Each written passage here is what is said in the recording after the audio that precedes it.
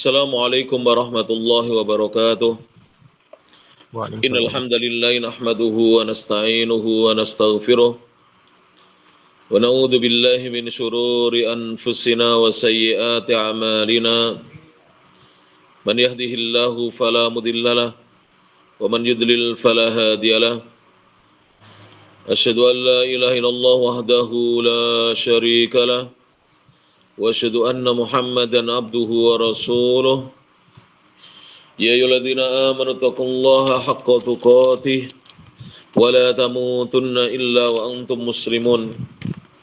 Ya ayyuhan nasu taqu rabbakumul ladzi khalaqakum min nafsin wahidah wa khalaqa minha zawjaha wa batha minhuma rijalan katsiran wa nisaa'a wattaqullaha alladzi tasaaluna bihi wal arham innallaha kana 'alaikum raqiba. Ya ayyuhalladzina amanu taqullaha wa qulu qawlan sadida yuslih lakum a'malakum wa yaghfir lakum dhunubakum wa may yuti'illaha wa rasulahu faqad faza fawzan 'azima amma ba'd. Fa inna astaqal hadithi kitabullah wa khairal huda huda Muhammadin sallallahu alaihi wa ala alihi wasallam.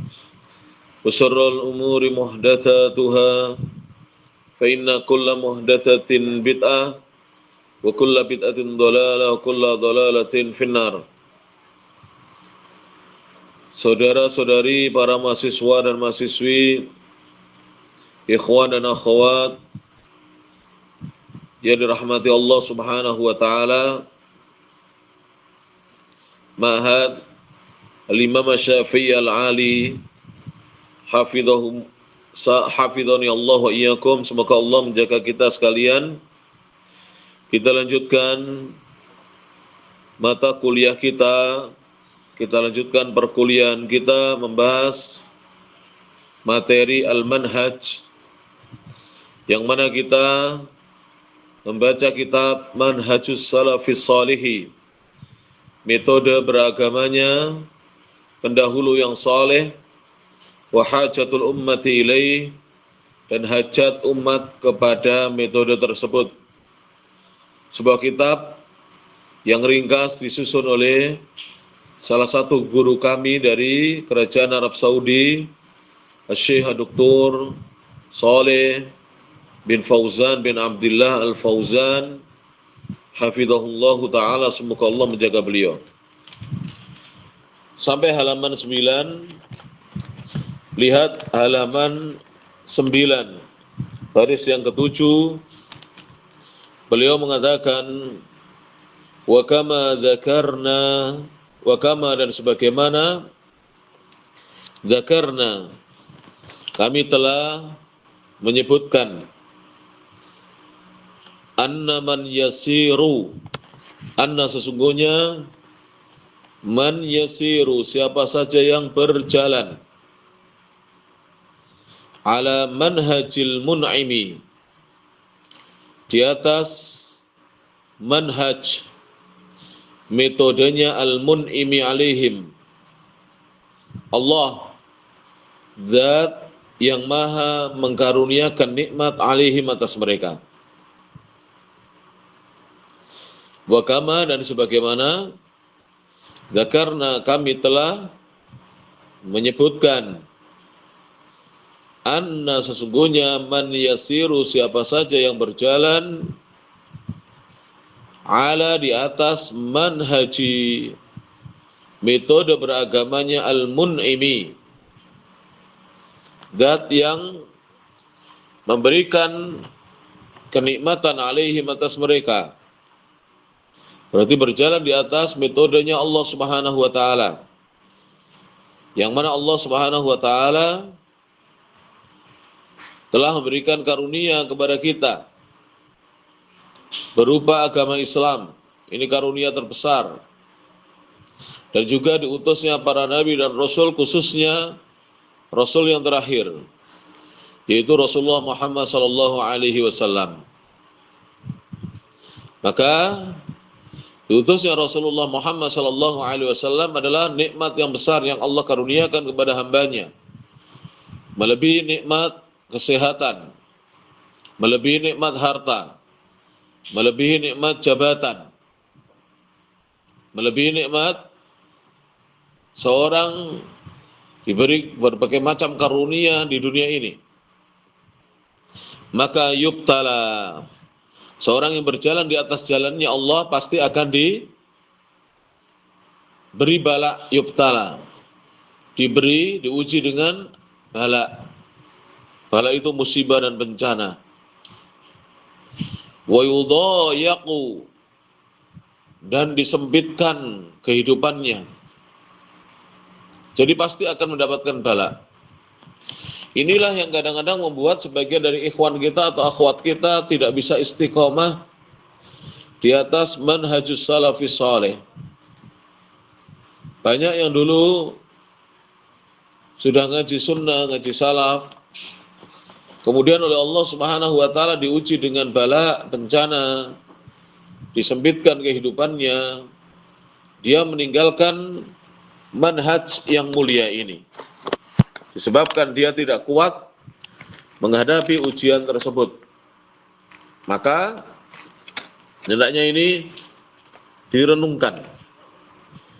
Kemudian wayuhqaru, dan dia diremehkan oleh manusia atau dihinakan oleh manusia.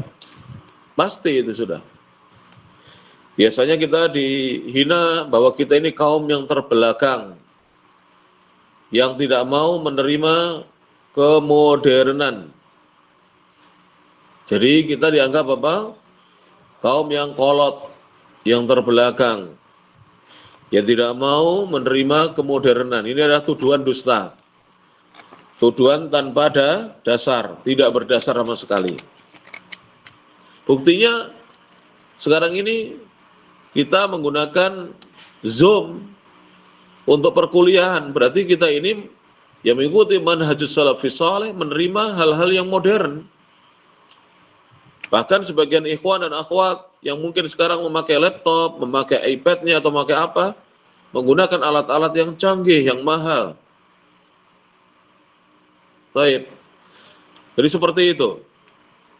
Kalau ada sebagian ustadz kita, dai-dai, memilih hidup sederhana, itu bukan berarti tidak mau menerima hal-hal yang modern, yang mutaakhir, tidak.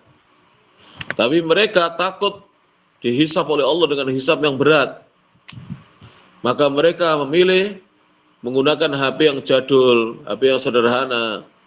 Bahkan mengajar tetap pakai kitab, sampai kitabnya lusuh, tidak mau memakai laptop. Karena mereka takut dihisab oleh Allah Subhanahu wa taala dengan hisab yang berat. Bukan karena tidak mau menerima hal-hal yang modern. Wa yudhallalu, dan terkadang divonis sesat, yudhallal, dinyatakan sesat oleh orang. Oh, ini kelompok sesat, ini kelompok teroris, orang-orang berjenggot itu kelompok teroris. Kalau setiap yang berjenggot itu divonis atau dituduh teroris, maka kambing yang jantan yang sudah punya jenggot berarti teroris. Tidak seperti itu, ya. Dituduh seperti itu, dan banyak ikhwan-ikhwan kita yang tidak kuat, akhirnya cukur jenggot. Naudzubillah min dzalik. Kambing itu loh, sampai disembelih itu tidak pernah cukur jenggot. Masa kalah kita dengan kambing, ya? Masa ikhwan-ikhwan itu punya akal, sekolahnya tinggi, S1, bahkan punya kekayaan, status sosial yang tinggi di masyarakat. Masa tidak kuat dihina kemudian cukur jenggot? Kambing itu sampai disembelih tidak pernah cukur jenggot. Ya, kalah dengan kambing, ya. Baik. Divonis sesat, wa yuhaddadu, dan diancam. Ya, diancam. Jadi kadang-kadang orang-orang yang berjalan di atas manhaj salaf ini diancam. Ustaz kita insya Allah sudah pernah merasakan hal itu. Kita pernah diancam, rumah Ustaz Abdullah Amin sama rumahnya Gus Yus mau dibakar oleh masyarakat, itu tahun 2006.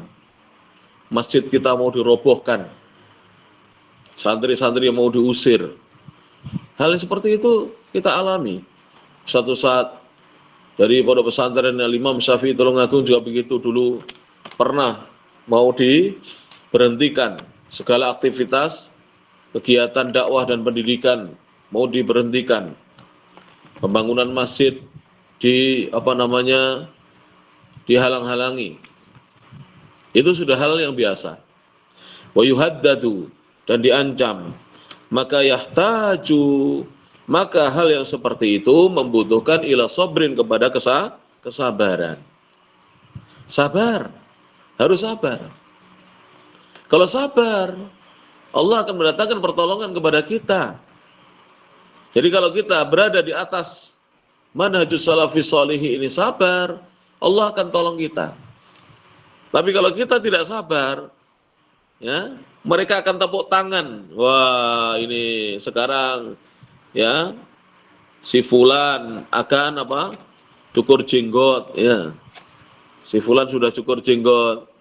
Si fulan tidak lagi memakai celana yang di atas mata kaki, celananya sekarang sudah ya diperpanjang lagi. Si fulan tidak pernah ke masjid, dan seterusnya. Jangan sampai ya. Jangan sampai seperti itu. Membutuhkan kesabaran. Dan bagi orang-orang yang sabar, Nabi SAW bersabda, Inna nasra ma'as sabri. Sesungguhnya pertolongan Allah bersama kesabaran. Inna allaha ma'as sabirin. Sesungguhnya, kata Allah Ta'ala, Allah senantiasa bersama orang-orang yang sabar, yang sabar. Jadi kalau kita sabar, kita akan dibersamai oleh Allah Subhanahu wa Ta'ala. Allah melihat kita, lalu Allah menolong kita. Allah mendengar munajat kita, lalu Allah akan memperkenankan, mengabulkan munajat-munajat kita, doa-doa kita. Lihada, oleh karena itulah, ja'a fil ahadithi, dan datang di dalam beberapa hadis. Walihada, oleh karena itulah, ja'a, telah datang, fil ahadithi, di beberapa hadis, dalam beberapa hadis, annal mutamassika, sesungguhnya seorang yang berpegang teguh bidinihi, dengan agamanya, fi akhiriz zamani, di akhir zaman, annal mutamassika, sesungguhnya seorang yang berpegang teguh bidinihi, dengan agamanya, fi akhiriz zamani, di akhir zaman, kal qabidi, maka keadaan orang itu seperti seorang yang menggenggam. Kal qabidi, seperti seorang yang menggenggam, alal jamri, atas bara api. Jadi kita yang sekarang ini berpegang dengan agama kita di akhir zaman ini, itu kondisi kita seperti kita sedang menggenggam bara api. Menggenggam bara api. Kenapa? Li'annahu, karena sungguhnya ya, yulqa adzan, li'annahu, karena sungguhnya, yalqa, dia akan menemui, menjumpai, yalqa, laqiya yalqa, menemui, menjumpai, adzan, gangguan, akan diganggu. Orang yang berpegang teguh dengan agama Allah pasti akan diganggu. Jadi antum kalau berpegang teguh dengan agama Allah Subhanahu wa Ta'ala, pasti akan mendapatkan gangguan, diganggu. Yalqa itu keliru ya tulisannya ya. Bukan yaqla tapi yalqa. Jadi setelah ya, lam dulu, baru qaf, baru alif layyinah atau ya, alif layyinah. Baik. Yalqa, dia akan mendapatkan syarran, keburukan. Dia akan menemui, yalqa, dia akan menemui syarran, keburukan, minan nasi, dari manusia. Jadi kondisi ini para mahasiswa dan mahasiswi, ikhwan dan akhwat, kondisi orang yang berpegang teguh dengan agamanya itu di akhir zaman seperti seorang yang memegang bara api, ya, karena dia akan menemui yang namanya adzan, gangguan-gangguan, ya, kemudian menemui syarran, keburukan-keburukan, minan nasi, dari manusia. Manusia akan mengganggunya. manusia akan berbuat buruk kepadanya. Ini harus diketahui nih, ya. Tolong Pak Tri rekamannya di-share kepada ikhwan-ikhwan yang ada di grup, ya, dan akhwat-akhwat juga. Ini grup ikhwan dan akhwat mungkin terpisah ya. Iya, Di-share Ustaz. supaya didengarkan oleh semuanya agar antum teguh. Antum tuh ya, kalau sudah dalam taraf ya, antum kalau sudah dalam taraf dimusuhi, ibarat anak sekolah ini saya ibaratkan, tapi ini ibarat ini menjadi kenyataan. Jadi anak ibaratkan, anak umpamakan antum itu sudah semester 5, bahkan sudah ujian semester 5, kelas 12. Paham ya? Semester 5, kelas 12. Berarti kurang 1 semester antum lulus SMA. Ibaratnya begitu. Tapi antum tidak sabar, antum tinggalkan madrasah, antum keluar dari pondok, ya antum tidak dapat ijazah SMA. Sama dengan kondisinya ikhwan-ikhwan dan akhwat-akhwat yang tidak lagi ngaji, tidak lagi mau memelihara jenggotnya, bahkan akhwat-akhwatnya sekarang bukan hanya tidak mau bercadar, tidak mau berjilbab, bahkan tidak mau mengenakan khimar, kerudung bahkan, itu tidak akan lulus. Seharusnya dia tinggal 1 semester ditolong oleh Allah, diberi oleh Allah banyak karunia, dia meninggalkan agamanya, akhirnya Allah tidak jadi memberi karunia. Hidupnya terlunta-lunta, dan itu banyak. Saya katakan itu banyak.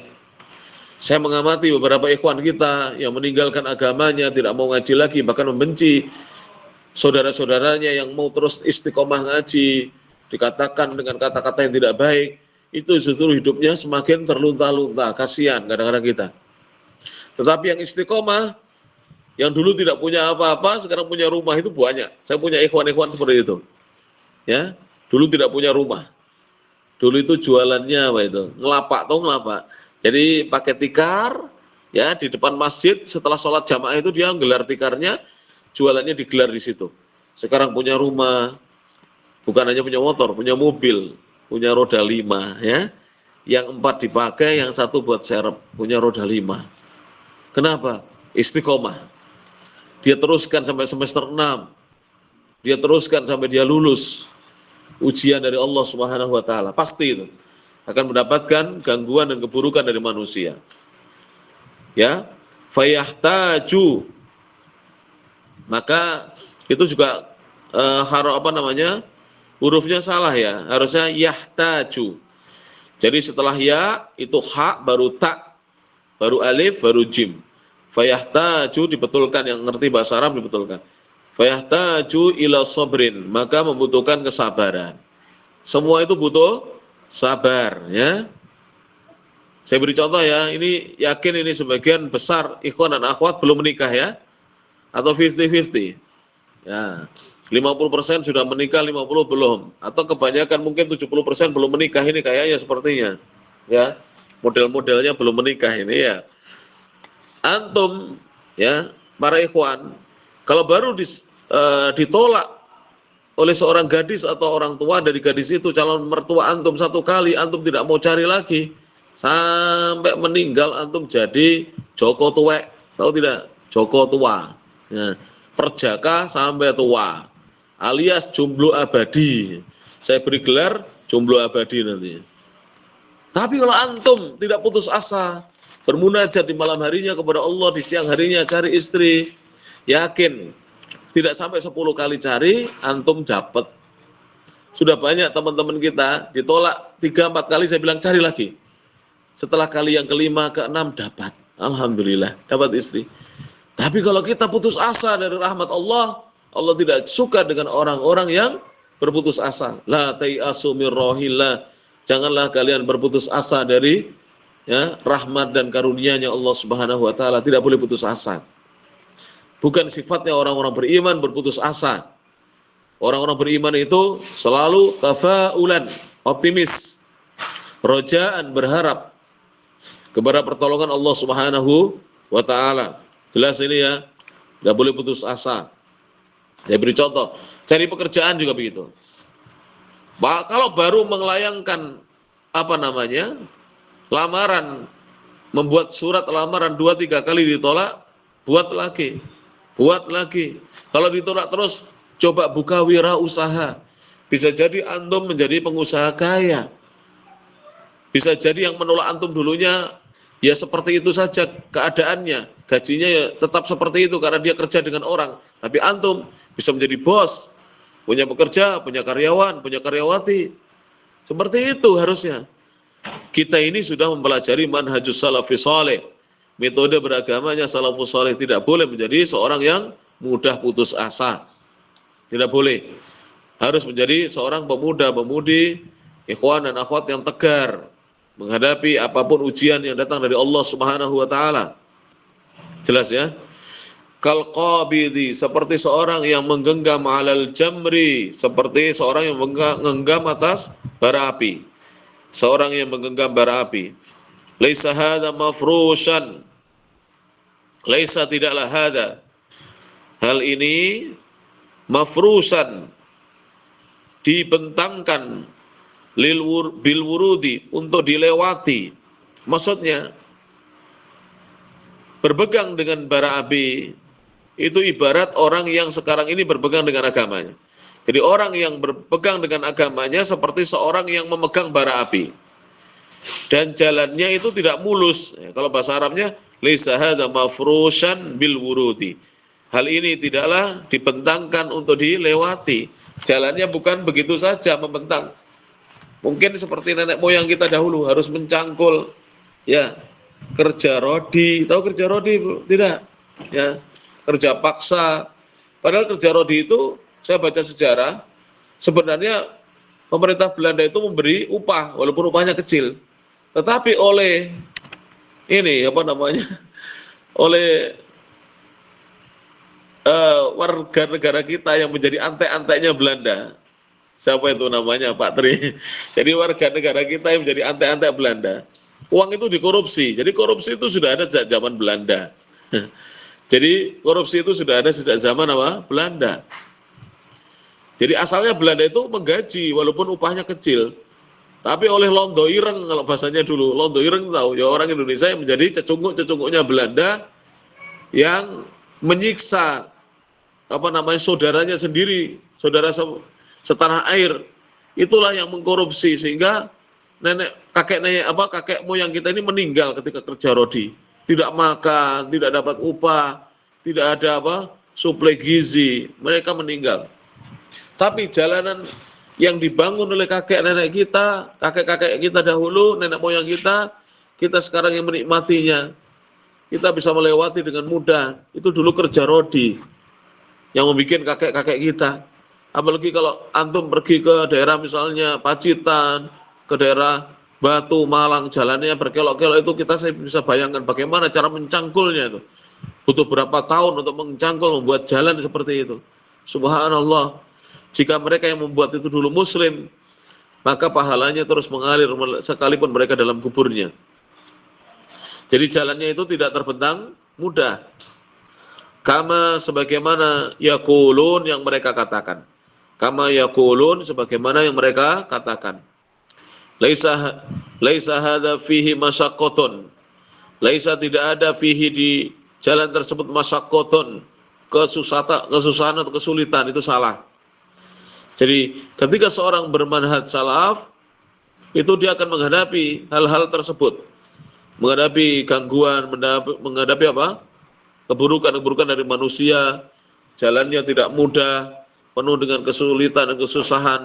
Tetapi nanti kita akan mendapatkan kenikmatan jika kita bersabar. Fihi adzan, di jalan itu ada adzan, gangguan. Minan nasi, dari manusia. Tahtaju, engkau membutuhkan ila sabrin, kepada kesabaran. Wa thabatin, dan engkau membutuhkan kepada thabat, keteguhan. Jadi wa fihi, dan di dalam jalan itu ada adzan, gangguan. Minan nasi, dari manusia. Tahtaju, yang mana kamu membutuhkan ila sabrin, kepada kesabaran, kamu butuh untuk bersabar. Wa thabatin, dan teguh. Ala hadza, di atas manhaj salaf. hatta talqa, hingga kamu berjumpa rabbaka dengan Rabbmu sampai kamu meninggal dunia. Azza wa jalla, Rabbmu azza yang maha perkasa, wa jalla dan maha besar. Wa anta alaihi, dan kamu tetap berada di atasnya. Litanjua, agar kamu bisa selamat minan nari, dari api neraka. Litanjua, agar kamu bisa selamat minan nari, dari api neraka. Tanju, kamu bisa selamat minad dolali, dari kesesatan. Fit dunya, di dunia. Tanju, kamu bisa selamat minad dolali, dari kesesatan. Fit dunya, di dunia. Tanju, kamu bisa selamat, kamu selamat minan nari, dari api neraka. Fil akhirati, di akhirat. Kamu selamat dari neraka di akhirat. La tariqa, tidak ada jalan illa hadza, kecuali hanya ini. Jadi tidak ada jalan kecuali hanya jalan ini. Jalan apa? Jalannya salaf. Kecuali menempuh jalan salaf. Karena orang yang selamat adalah orang-orang yang mengikuti jejaknya Nabi Muhammad SAW dan juga jejaknya para sahabat radhiyallahu anhum. Dan jalan mereka disebut dengan manhajus salafis saleh, metode dan jalan beragamanya generasi terdahulu yang saleh. La tariqa, tidak ada satupun jalan illa hadza, kecuali jalan ini. La tariqa, tidak ada satupun jalan illa hadza, kecuali jalan ini. Wala najata, dan tidak ada keselamatan illa, kecuali bisuluki hadza, dengan menempuh jalan ini. Tidak ada keselamatan, wala najata illa, kecuali melainkan bisuluki hadza, dengan menempuh jalan ini. Jadi kalau ingin selamat, wajib menempuh jalan tersebut. Al-ana, namun sekarang, al-ana, sekarang, yukhdaluna, banyak manusia yang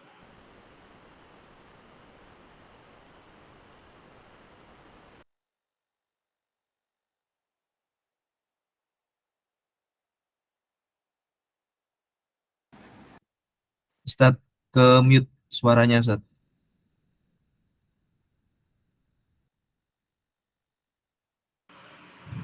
sudah muncul. Sudah Ustadz. Oh iya, tolong diingatkan. Mungkin jauh ya, karena jauh ya. Baik, saya ulangi. Al-ana, sekarang, yuhdaluna, banyak manusia yang ditelantarkan oleh Allah an manhajis salafi, dari manhaj salaf. Fis suhufi, bisa kita saksikan di as-suhuf. Suhuf itu apa? Koran-koran, surat kabar. Kalau di Indonesia sudah tidak laku ya. Kalau di negara barat, surat kabar itu masih laku. Tapi kalau di Indonesia sudah tidak laku. Kemudian wal majallati, dan di majalah-majalah. Di majalah-majalah. Wal muallafati, dan di buku-buku tulisan. Di buku-buku tulisan.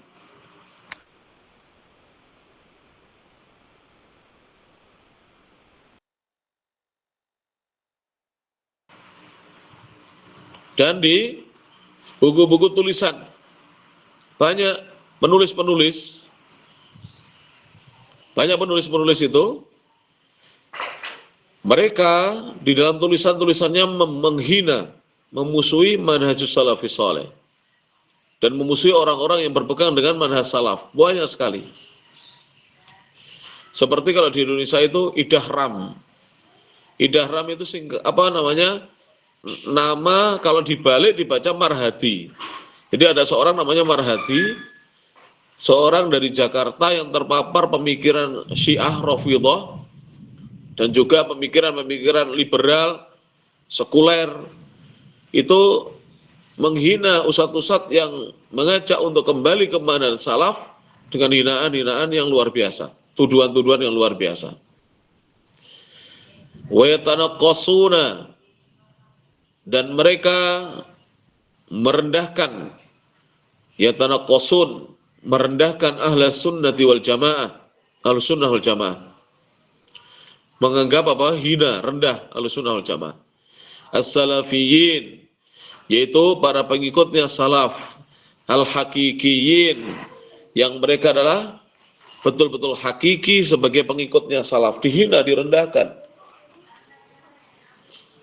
Yatanaqasunahum, mereka merendahkan Ahlussunnah wal Jamaah. Yaqulun, tambahkan ya, ada yang kurang di situ. Yaqulun, mereka berkata, yaquluna, mereka mengatakan, annahum mutasyaddidun, bahwasanya pengikutnya salaf adalah mutasyaddidun, orang yang keras, mutasyaddid. Nah, ini tujuannya. Tidak ada sebenarnya. Antum lihat ya, asatid kita, ya, mereka itu lemah lembut, tidak ada yang keras, tidak ada yang keras. Itu tuduhan saja.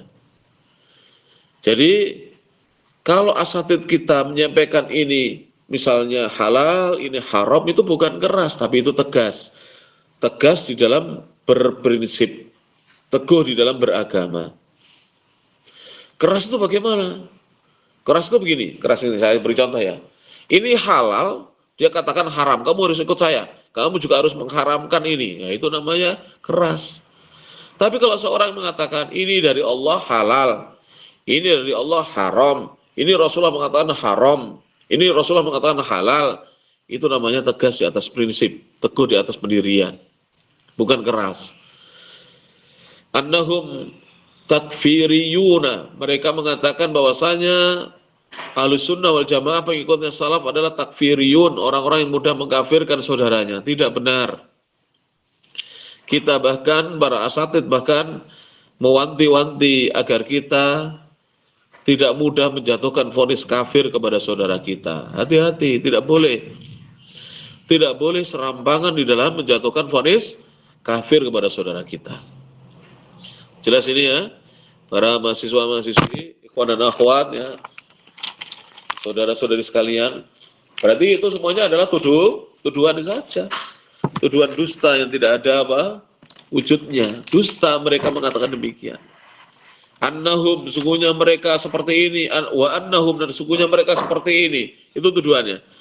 Annahum wa annahum, sesungguhnya mereka seperti ini, seperti itu. Nah, itu tuduhan semuanya.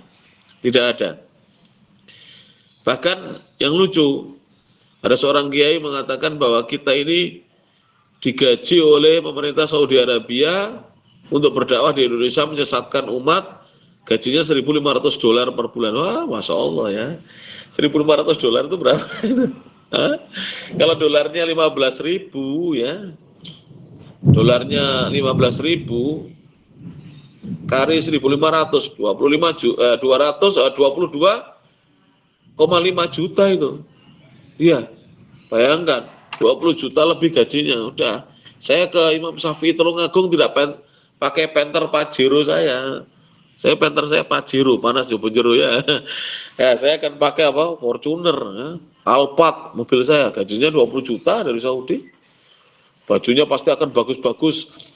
Tidak pakai sandal yang sudah bolong ya. Para ustadz tidak ada nanti yang pakai motor, semuanya mobil. Akhirnya Imam Syafi'i macet itu. Ustadz saja semua pakai mobil ya. Nah, seperti itu. Itu tuduhan-tuduhan dusta, tidak ada. Bahkan para asatid kita loh. Insya Allah Pak Tri, teman-teman ini semuanya, Ustadz Irfan tahu. Asatid kita loh disambi jualan. Saya juga jualan. Jadi saya jualan. Coba ke rumah saya, nanti tahu jualan saya ya. Jadi asatid kita ini jualan, sambil jualan. Tidak benar itu kalau asatid itu. Ustadz Abdul Amin itu dulu jualan. Kalau sekarang beliau buka jasa beliau. Jasa bikin itu kitchen set. Nah, apa namanya? Dapur itu loh, penataan dapur. Ustadz Abdul Amin buka itu. Beliau pintar itu. Beliau sendiri yang kerjakan. Dapurnya beliau bagus itu. Yang kerjakan beliau sendiri. Ya. Ustadz Abdul Azim itu dagang. Ustadz Afifi dagang. Saya tahu ya. Saya Muhammad Yusron Mustafa dagang. Bahkan saya punya warung juga. Saya punya toko, saya punya warung. Seperti itu. Ya. Salafiyun tidak minta-minta kepada manusia. Salafiyun tidak digaji oleh siapapun. Ya.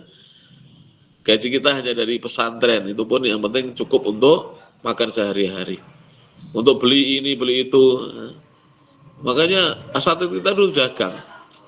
Kalau ada ustadz kita yang ke pondok pakai mobil itu kalau nggak mobil warisan, uang dari warisan ya uang dari apa? Hasil bisnisnya, bukan dari hasil ngajar. Iya. Kadang-kadang kalau dari hasil ngajar tidak cukup. Ya, tidak cukup. Saya kadang-kadang ya mengajar di sebuah pesantren, ini cerita saja. Bensinnya tidak cukup 20.000. Saya hanya digaji kurang dari 10.000. Kira-kira dari mana uangnya? Gajinya sekali datang hanya kurang dari 10.000, 6.000, 7.000. Bensin saya 20.000, 25.000. Lah kalau saya makan dengan Mas Fauzi yang mengantarkan saya, driver saya, lah beliau gajinya dari mana? Maka itu tuduhan-tuduhan yang tidak benar. Lakin akan tetapi ini saya sampaikan ya supaya kita tidak termakan provokasi dan tuduhan dari luar. Ya, lakin akan tetapi hadza la yadurru. Ini tidak membahayakan. Hadza la yadurru, ini tidak membahayakan kita. Walaupun kita dituduh dengan berbagai macam tuduhan, hal itu tidaklah membahayakan kita. Lakin akan tetapi yu'athiru, hal ini memberikan pengaruh atau efek alal insan, atas seseorang, atas manusia, alladzi yang laisa indahu, tidak ada pada dirinya sabrun, kesabaran. Jadi bagi orang yang sabar, dihina, dituduh, dicaci maki, dimusuhi, itu tidak berefek, tidak ada efeknya, tidak memandoroti sama sekali. Tapi bagi orang yang tidak sabar, ya ini berefek. Saya ikut ngaji sunnah, saya malah jatuh miskin, saya malah susah cari kerja, cari duit susah. Kenapa Mas kok susah cari duit? Iya, kalau ngaji salaf semuanya serba haram, riba haram, ya, menipu haram, ya, kemudian mengurangi timbangan haram. Akhirnya saya jatuh miskin. Dulu saya biasa riba, biasa menipu, biasa mengurangi timbangan. Naudzubillah. Yang mengharamkan bukan manhaj salaf, yang mengharamkan Allah Subhanahu wa taala. Kita hanya mengikuti apa yang dihalalkan oleh Allah dan kita meninggalkan apa yang diharamkan oleh Allah. Wa quwwatu azimah. Ini akan berpengaruh kepada seseorang yang tidak memiliki kekuatan azimah, kekuatan tekad. Azimah itu tekad. Kalau tekadnya tidak kuat, biasanya meninggalkan manhaj salaf. Biasanya memilih menjadi orang awam. Saya tak nasionalan, pernah dengar ya di masyarakat itu. Saya nasionalan saja. Saya ikut kebanyakan orang saja. Ya orang mau nyemplung kali atau ikut nyemplung kali ya. Orang mau mabuk-mabukan ikut mabuk-mabukan ya. Orang lebih enak jadi pengangguran, kita mau jadi pengangguran. Sebenarnya mereka yang mengatakan saya nasionalan saja itu tidak konsisten. Kalau konsisten nasionalan, ikuti semua yang dilakukan oleh masyarakat. Maka kita akan celaka kalau mengikuti seluruh yang diperbuat masyarakat. Kalau tidak celaka ya ditangkap polisi, ya kan? Justru mengikuti manhaj salaf ini kita tidak akan menipu orang. Kita kalau hutang membayar hutang. Kita tidak akan melakukan riba. Kita tidak akan mencelakakan orang. Kita tidak akan berjualan sate ayam, dikatakan sate ayam itu adalah sate babi. Itu tidak akan itu. Kalau kita betul-betul mengikuti manhaj salaf. Qad yu'athiru, terkadang hal itu berpengaruh alaihi, atas seseorang yang tidak memiliki kesabaran. Qad, terkadang, yu'athiru, memberikan pengaruh alaihi, atas dirinya. Faminhum, maka di antara mereka, man yaqulu, ada orang yang mengatakan, manhum as-salafu, siapakah mereka yang dimaksud dengan as-salaf? Nah ini kalau di masyarakat mungkin belum tahu siapa yang dimaksud salaf. As-salafu, maka Syekh menjawab, as-salaf, salaf adalah innama hum dha'ifatun, sungguhnya mereka adalah satu golongan, sekelompok orang, mithlu, seperti halnya sairi tawaifi, seperti halnya seluruh golongan-golongan yang ada. Ini ucapan orang dinukil oleh Syekh ya. Jadi di sini bukan definisi salaf yang benar. Ini adalah ucapan manusia yang tidak suka dengan salaf yang dinukil oleh Syekh. Syekh ingin memberikan penjelasan kepada kita bahwa pemahaman salaf seperti ini salah. Jadi menurut manusia salaf itu adalah ya segolongan manusia seperti halnya segolongan yang lain sama saja. Kamu mengikuti salaf dengan kamu tidak mengikuti salaf sama saja. Itu pemahaman orang di luar sana. Firqatun, salaf adalah golongan. Mithlu sa'iril firaqi, seperti halnya seluruh golongan-golongan yang ada. Hizbun, salaf adalah satu kelompok. Hizb itu partai atau kelompok. Mithlu sa'iril ahzabi, seperti seluruh partai-partai yang ada. Jadi salaf itu dianggap partai, dianggap kelompok. Malahum mizatun, mereka para salaf tidak memiliki keistimewaan, kata mereka. Maka ada orang di zaman ini mengatakan, mengapa kita mengikuti salaf? Mereka kan umat yang sudah terdahulu, sudah tertinggal, zamannya di zaman masih terbelakang dulu. Kenapa kita mengikuti mereka? Ini orang tidak paham. Manhaj salaf itu jalan hidup. Tolong mengerti. Metode beragama. Kita ini mengikuti metode beragamanya, bukan mengikuti, mohon maaf ya, jenis pakaiannya. Mereka dulu misalnya pakai pakaian yang sederhana, bukan itu. Bukan mengikuti misalnya apa yang dimakan. Tidak seperti itu. Para salaf dahulu tidak makan hamburger, tidak makan makanan sekarang seperti nasi goreng, tidak ada nasi goreng ya. Tidak makan kebab ya. Para salaf dahulu. Bukan itu yang dimaksud ya. Bukan juga mengikuti rumah mereka yang sederhana dari pelepah kurma, tidak seperti itu. Tapi cara beragamanya. Dan cara beragama ini akan selalu up to date. Selalu bisa kita amalkan kapanpun kita hidup, dimanapun kita hidup, ya, dengan siapapun kita hidup. Kalau kita meniti manhaj salaf, kita akan bisa selalu survive. Ya, ini. Kita bisa hidup dengan siapapun. Hakadha yaqulu ba'duhum. Demikianlah yang dikatakan oleh sebagian mereka. Jadi salaf itu kata mereka tidak memiliki mizah. Mizah itu keistimewaan. As-salafu malahu mizatun, kata mereka salaf itu tidak memiliki keistimewaan. Innamahum firqatun, sungguhnya salaf hanyalah satu golongan, wa ta'ifatun, satu kelompok. Mithlu sa'iril firaqi wal ahzabi, seperti keseluruhan dari kelompok-kelompok dan golongan-golongan. Yuridu min dzalika, mereka menginginkan dengan hal itu apa yang mereka inginkan dengan mereka mengatakan itu. Keinginan mereka adalah apa? An yalfita aidiyana, untuk mereka menjauhkan tangan-tangan kita min manhajis salafi, dari manhaj salaf. Jadi keinginan mereka adalah menjauhkan tangan kita untuk berpegang dengan manhaj salaf. Jadi supaya kita menjauhi manhaj salaf. Sampai di sini aja perkuliahan kita. Sekarang kita simpulkan ya. Ikhwan dan akhwat ya. Intinya adalah kalau kita mengikuti manhajus salafi saleh pasti akan menghadapi segala gangguan, keburukan, itu sabar saja ya, sabar saja. Insya Allah semua itu akan bisa kita lalui asal kita mau bersabar saja. Kalau antum masih baru rumah tangga, ini saya nasihatkan kepada yang baru rumah tangga dan baru mengenal manhaj salaf.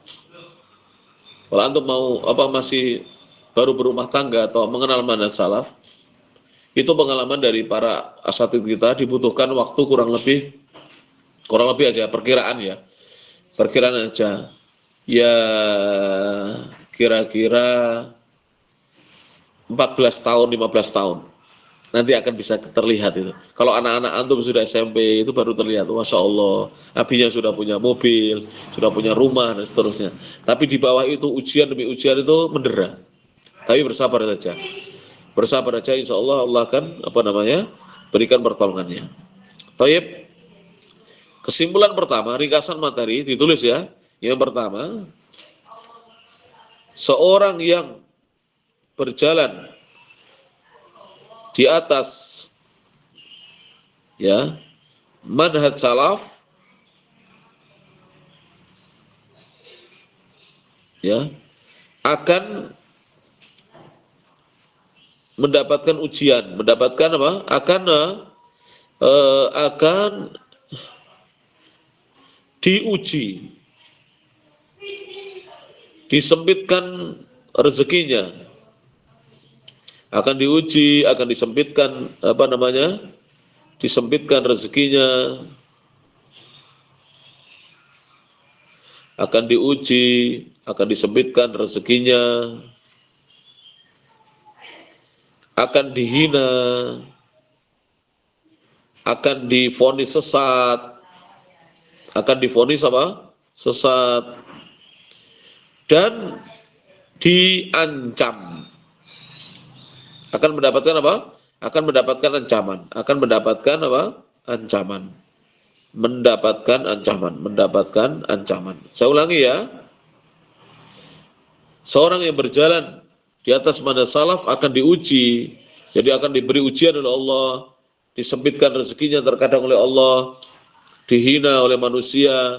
Divonis sesat oleh manusia. Dan mendapatkan ancaman dari mereka. Ya. Taib, sudah ya. Yang kedua,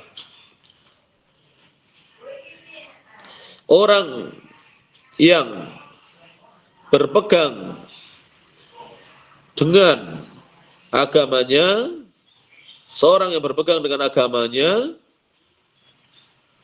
seperti seorang yang menggenggam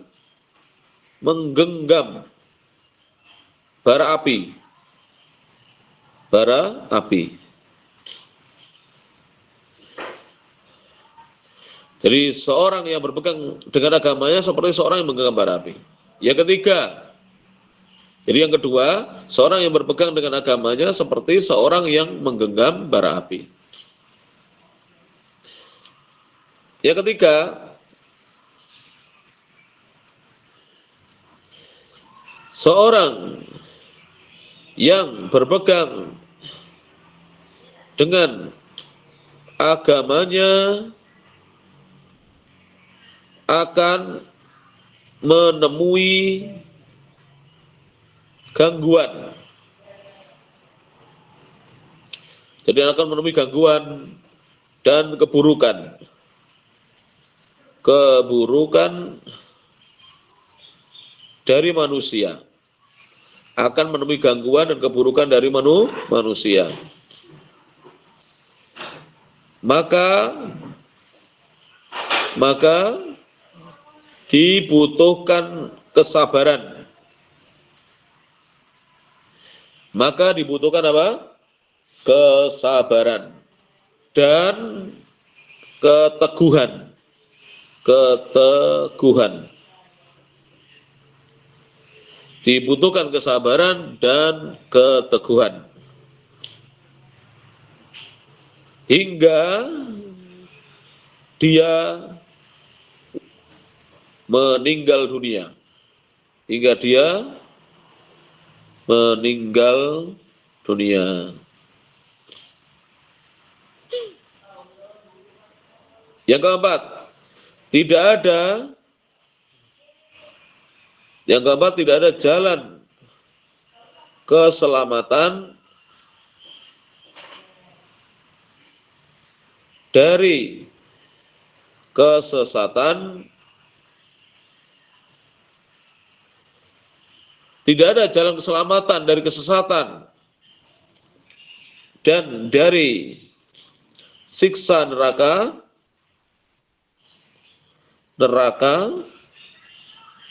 kecuali berjalan di atas manhaj salaf. Kecuali berjalan di atas manhaj salaf.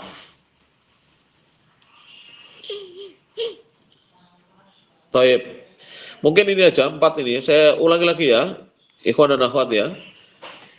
Seorang yang berjalan di atas manhaj salaf akan diuji. Disempitkan rezekinya, dihina, divonis sesat, dan mendapatkan ancaman. 2. Orang yang berpegang dengan agamanya seperti seorang yang menggenggam bara api.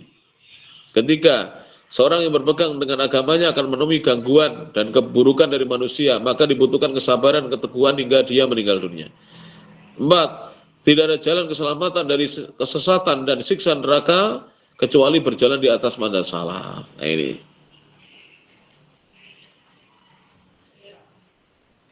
Jadi mana salaf itu seperti itu. Tapi insya Allah ya, antum akan mengalami hal itu semuanya. Antum ini sebenarnya kenal salaf di saat rezeki dari Allah itu sudah luar biasa. Saya ketika awal-awal kenal salaf, ikhwan dan akhwat ya, itu waktu itu saya mengajar di sebuah pesantren. Saya tidak mau menyebutkan nama pesantrennya. Saya digaji waktu itu Rp125.000 per bulan. Rp125.000 per bulan. Dan ketika itu, gaji guru swasta di sekolah bukan sunnah, itu sudah sekitar 350.000 atau 375.000. Jadi gaji saya sepertiga. Padahal waktu itu saya sudah selesai S1, jadi sudah S1, ya, ngajar penuh 1 pekan, saya ngajar kelas 4, 5, 6 SD, MI ya, dan kelas 1 SMP waktu itu, kelas 1 MTS, di sebuah pesantren sunnah di Kediri. Gaji saya hanya 125.000, karena gaji saya kecil, saya hanya memakai sepeda onto, tahu sepeda onto ya, sepeda yang depannya ada besinya itu ya.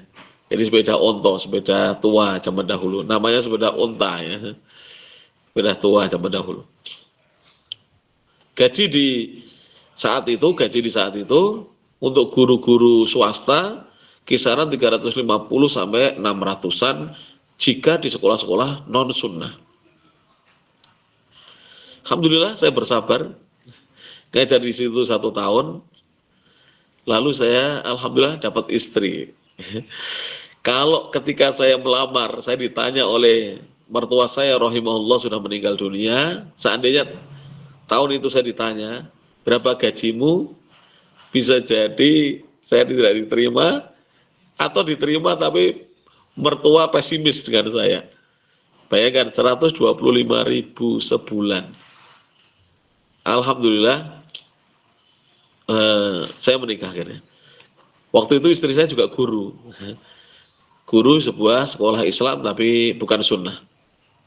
Gajinya istri saya 390.000, hampir 400. Jadi 3 kali lipat lebih daripada gaji saya. Tapi saya suruh keluar. Saya suruh keluar untuk menjadi ibu rumah tangga saja. Dan dia nurut. Sebelum menikah sudah keluar lebih dahulu. Tahu tidak? Kalau naik sepeda, saya naik sepeda onto. Pulang dari mengajar, ikhwan dan akhwat, saya tidak langsung pulang menemui istri ya, waktu itu belum punya anak ya, baru menikah. Tapi saya membawa dagangan. Jadi saya pulang itu, saya bawa dagangan naik sepeda onto, keliling di Pare, sekitar Pare, sampai jauh juga karena naik sepeda onto itu, untuk menjajakan dagangan saya. Saya jualan parfum ketika itu, sampai asar atau menjelang asar. Pulang dari sholat asar, saya mengajar di rumah sampai isya. Jadi pada asar ngajar, kadang-kadang pada asar masih dagang kadang-kadang ya. Kadang-kadang saya ganti dagang susu kadang-kadang. Jadi kalau pada zuhur dagang parfum, pada asar dagang susu. Pada isya, pada maghrib sampai isya itu pasti mengajar sudah, pasti mengajar. Kadang-kadang pada asar juga mengajar. Pulang dari isya itu bukan istirahat. Saya belajar dengan Ustaz Abdullah Amin. Beliau yang banyak mengajar saya, mengenalkan saya kepada manhaj salaf, karena dulu saya ini lulusan IAIN Sunan Ampel Surabaya, tidak kenal salaf. Maka saya banyak belajar dengan beliau, Ustaz Abdullah Amin, kurang lebih 7 tahun, sampai kemudian saya dimudahkan untuk belajar ke Makkah Al-Mukarramah. Nah, di situ lihat kehidupan kita sederhana sekali, bukan sederhana, sangat kekurangan. Tapi alhamdulillah hari demi hari kita lalui, kita tetap istiqomah mengajar, berdakwah. Alhamdulillah kemudahan demi kemudahan Allah berikan. Oleh karena itu, ikhwan dan akhwat sekalian rahmati Allah Subhanahu wa taala, ya. Jangan putus asa dari rahmat Allah Subhanahu wa taala ya. Jangan putus asa dari rahmat Allah Subhanahu wa taala, teruskan istiqomah di atas manhaj salaf, jangan khawatir, terutama yang masih muda-muda yang belum menikah. Ya. Nanti akhwat-akhwat, tolong ya, kalau mau menikah, jangan dilihat gantengnya atau jangan lihat mondok di mana. Lihat sholat subuhnya. Sudah itu saja pesan saya. Ya, ganteng itu nomor sekian, mondok di mana nomor sekian. Karena selama dia masih mondok di pondok-pondok sunnah, pondok-pondok salaf, insya Allah dia lurus jalannya. Tetapi kalau tidak sholat subuh, tidak usah jadikan suami. Ya. Ini nasihat ini. Waduh, Ustadz kena ini yang laki-laki ini yang malah sholat subuh. Iya jelas kena. Kalau tidak sholat subuh berjamaah di masjid, tidak layak jadikan suami. Ya. Sebab kalau dia menjaga sholatnya, kalau dia mau menjaga sholatnya, insya Allah nanti sebagai istri akan dijaga olehnya. Demikian yang bisa disampaikan. Mudah-mudahan bermanfaat. Mohon maaf atas segala kekurangannya. Ya, insya Allah akan kita lanjutkan dalam perkuliahan yang akan datang. Ya, mohon maaf ya, apabila nanti yang akan datang ada perubahan-perubahan sedikit, tolong dimaafkan karena saya Kemis depan itu saya ada daurah di Malang. Jadi mungkin nanti kalau misalnya ya saya tidak bisa, mungkin saya akan mengirimkan ke Pak Tri aja. Saya kirimkan rekaman saya nanti bisa diperdengarkan gitu. Tapi kalau saya bisa mengajar, saya upayakan walaupun setengah jam nanti ketika di Batu kalau sinyalnya memang bagus ya, saya akan ngajar tetap lewat Zoom ya. Kalau memang sinyalnya bagus nanti, insya Allah Ta'ala. Demikian bisa disampaikan ya, dibaca-baca kembali apa yang sudah saya ajarkan dan didengarkan ulang. Seperti ini pelajaran atau perkuliahan seperti ini tidak bisa hanya didengarkan sekali, didengarkan ulang. Tolong rekamannya Pak Tri di-share, kemudian didengarkan ulang. Jadi semakin menambah keyakinan kita mengikuti jalannya Nabi Muhammad SAW. Insya Allah tidak ada yang salah dengan jalannya Rasulullah SAW. Yang salah adalah orang-orang yang tidak mau menempuh jalannya Rasulullah SAW.